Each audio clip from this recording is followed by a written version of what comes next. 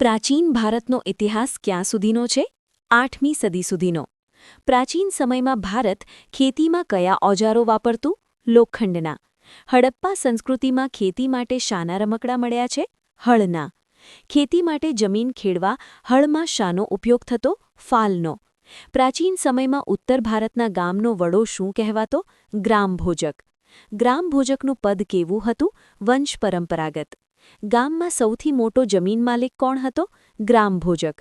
રાજા કરવેરા ઉઘરાવાનું કામ કોને સોંપતા? ગ્રામભોજકને. દક્ષિણ ભારતમાં કેટલા પ્રકારના લોકો રહેતા હતા? 3. દક્ષિણ ભારતમાં મોટા જમીનદારોને શું કહેવાતા? વેલાલર.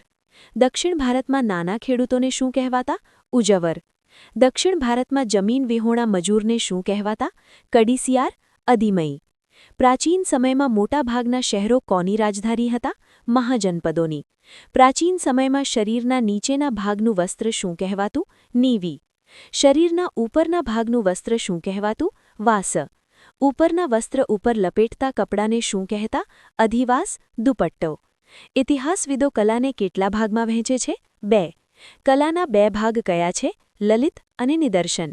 નમસ્કાર મિત્રો, સ્વાગત છે તમારું અમારી ચેનલ ગેડિયાઝ ગાઈડન્સમાં. આજના વિડીયોમાં ધોરણ 6ના સામાજિક વિજ્ઞાનના પ્રકરણ 8 ભારતવર્ષની ભવ્યતા વિશેના પ્રશ્નો અને તેના ઉત્તરો જોઈશું. ચિત્ર, સાહિત્ય, સ્થાપત્ય શેમાં આવે છે? લલિત કલામાં. નૃત્ય અને નાટક શેમાં આવે છે? નિદર્શન કલામાં. ભારતીય સાહિત્ય કેટલા ભાગમાં વહેંચાયેલું છે? 3. 3 ભાગ કયા છે? ધાર્મિક, ધર્મેત્તર, વિદેશી વર્ણનો. સૌથી પ્રાચીન ધાર્મિક સાહિત્ય કયું છે? વેદો. વેદોની સંખ્યા કેટલી છે? 4. વેદોને સમજાવવા કયા ગ્રંથોની રચના થઈ? બ્રાહ્મણ ગ્રંથો, આરણ્યકો. વેદવ્યાસ રચિત મહાકાવ્ય કયું છે? મહાભારત. મહાભારત પ્રારંભમાં કયા નામે ઓળખાતું? જય સંહિતા. મહાભારતમાં કેટલા શ્લોકો છે? 1,00,000. રામાયણના રચયિતા કોણ છે? વાલ્મીકી. રામાયણમાં કોની કથા છે? શ્રીરામની. તિબ્બત ભાષામાં બૌદ્ધ ગ્રંથની કઈ સંહિતા પ્રસિદ્ધ છે? કઝાર અને તંજર. જાતક કથાઓ કયા ધર્મ સાથે સંકળાયેલી છે? બૌદ્ધ ધર્મ. જૈન ગ્રંથોને શું કહેવામાં આવે છે? આગમ ગ્રંથો. આગમ ગ્રંથોની સંખ્યા કેટલી છે? 12. જૈન ધર્મનું પ્રાચીન સાહિત્ય કેટલા પર્વમાં વહેંચાયેલું છે? 14. જે સાહિત્યનું વિષયવસ્તુ ધર્મની બહાર હોય તેને શું કહેવાય? ધર્મેત્તર સાહિત્ય. સ્મૃતિ ગ્રંથો કયા સાહિત્યમાં આવે? ધર્મેત્તરમાં. કૌટિલ્યનું અર્થશાસ્ત્ર કેવો ગ્રંથ છે? વહીવટી, રાજનીતિ. પ્રાચીન ભારતમાં નાટકો કઈ ભાષામાં રચાયા? સંસ્કૃત. અભિજ્ઞાન શાકુંતલમ કોણે લખ્યું? કાલિદાસે. રઘુવંશમ અને મેઘદૂતમ કોની રચનાઓ છે? કાલિદાસની. મહાકવિ ભાસે કયું નાટક લખ્યું? સ્વપ્નવાસવ દત્તમ. મૃચ્છકટિકમ કોની રચના છે? શુદ્રકની. દક્ષિણ ભારતનું વિશિષ્ટ સાહિત્ય કયું છે? સંગમ સાહિત્ય. સંગમ સાહિત્યની ભાષા કઈ છે? તમિલ. સંગમ સાહિત્યમાં કેટલા કવિઓએ રચના કરી? 1600. સંગમ સાહિત્ય કયા શહેરમાં રચાયું? મદુરાઈમાં. સંસ્કૃત ભાષાનો સર્વશ્રેષ્ઠ વ્યાકરણ ગ્રંથ કયો છે? અષ્ટાધ્યાયી. અષ્ટાધ્યાયીની રચના કોણે કરી? પાણિનીએ. ગુપ્તકાળમાં કોનો વિકાસ થયો? પ્રશસ્તિ કાવ્યોનો. ચંદ્રગુપ્ત મૌર્યના સમયમાં કયો ગ્રીક એલચી આવ્યો હતો? મેગેસ્થેનિસ. મેગેસ્થેનિસે કયો ગ્રંથ લખ્યો? ઇન્ડિકા. ગ્રીક નાવિક ટોલેમીએ કયો ગ્રંથ લખ્યો? ભૂગોળ. ચંદ્રગુપ્ત દ્વિતીયના સમયમાં કયો ચીની મુસાફર આવ્યો હતો?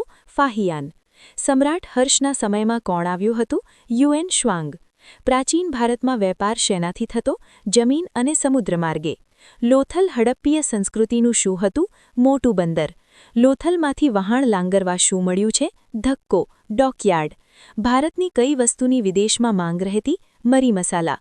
વિદેશથી ભારતમાં શાની આયાત થતી? સોનું અને ચાંદી. દક્ષિણ ભારતના બંદરો શેની નિકાસ માટે જાણીતા હતા? કાળા મરી. રેશમ માર્ગ એટલે કે સિલ્ક રૂટ સાથે કયા દેશો સંકળાયેલા હતા? ચીન, ભારત, ઈરાન. મધ્યપ્રદેશમાં પાષાણ યુગના ચિત્રો ક્યાંથી મળ્યા છે? ભીમબેટકા. ભીમબેટકામાં કેટલા ચિત્રો મળ્યા છે? 500થી વધારે. અજંતા ઇલોરાના ચિત્રો કયા ધર્મ સાથે સંકળાયેલા છે? બૌદ્ધ. અજંતામાં કયું વિશ્વવિખ્યાત ચિત્ર છે? પદ્મપાણીનું. શિવ મંદિરનું શિલ્પ ક્યાં છે? ઇલોરામાં. પ્રાચીન ભારતમાં શિલ્પકલાની કેટલી શૈલી હતી? 2. ગાંધાર કલા કઈ શૈલીનો સંગમ હતી? ગ્રીક અને ભારતીય. ગાંધાર કલા ક્યાં જોવા મળી? ઉત્તર પશ્ચિમ ભારતમાં. સંપૂર્ણ ભારતીય શૈલી કઈ હતી? મથુરા કલા. મથુરા કલામાં સૌ પ્રથમ કોની મૂર્તિ બની? બુદ્ધની. સ્તૂપ એટલે શું? અંડાકાર સ્થાપત્ય. સ્તૂપમાં મધ્યમાં શું રાખવામાં આવતું? બુદ્ધના અવશેષો. બુદ્ધના અવશેષો જે ડાબડામાં હોય તેને શું કહેવાય? ધાતુપાત્ર. અશોકનો કયો સ્તૂપ જાણીતો છે? સાંચીનો. સાંચીનો સ્તૂપ કયા રાજ્યમાં છે? મધ્યપ્રદેશ. કનિષ્કને કયો સ્તૂપ બનાવડાવ્યો? પુરુષપુર, પિશાવરનો. સ્તૂપની આસપાસના રસ્તાને શું કહેવાય? પ્રદક્ષિણાપથ. ચૈત્યો એટલે શું? પ્રાર્થના ગૃહો.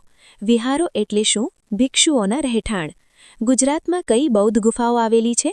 તળાજા, સાણા, ઢાંક. તક્ષશિલા વિદ્યાપીઠ ક્યાં આવેલી હતી? ગાંધાર ક્ષેત્રમાં. તક્ષશિલામાં કેટલા વિષયોનું શિક્ષણ અપાતું? 64. જીવક અને ચાણક્યએ ક્યાં શિક્ષણ લીધું હતું? તક્ષશિલામાં. બિહારમાં કઈ વિદ્યાપીઠ હતી? નાલંદા. નાલંદાના આચાર્ય કોણ હતા? નાગાર્જુન. નાગાર્જુન કયા શાસ્ત્રી હતા? રસાયણશાસ્ત્રી. પારાની ભસ્મનો ઔષધિ તરીકે ઉપયોગ કોણે સૂચવ્યો? નાગાર્જુને. ગુજરાતમાં કઈ વિદ્યાપીઠ હતી? વલભી. વલભીમાં પ્રવેશ માટે શું લેવાતું? પ્રવેશિકા પરીક્ષા. બંગાળમાં કઈ વિદ્યાપીઠો હતી?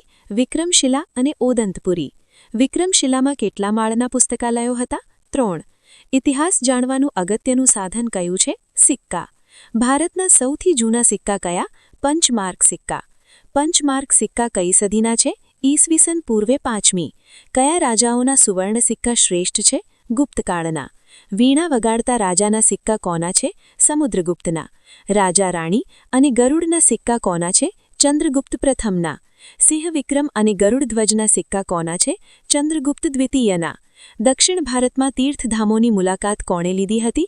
યુએન શ્વાંગે. વલભી વિદ્યાપીઠ કયા વંશના રાજાઓએ સ્થાપી? મૈત્રકે. અજંતાની ગુફાઓ કયા રાજ્યમાં છે? મહારાષ્ટ્ર. અમરાવતીના સ્તૂપો કયા પ્રદેશમાં છે? દક્ષિણ ભારત, આંધ્રપ્રદેશ. કનિષ્ક કયા વંશનો રાજા હતો? કુષાણ. કઈ વિદ્યાપીઠમાં યુએન શ્વાંગે અભ્યાસ કર્યો હતો? નાલંદા.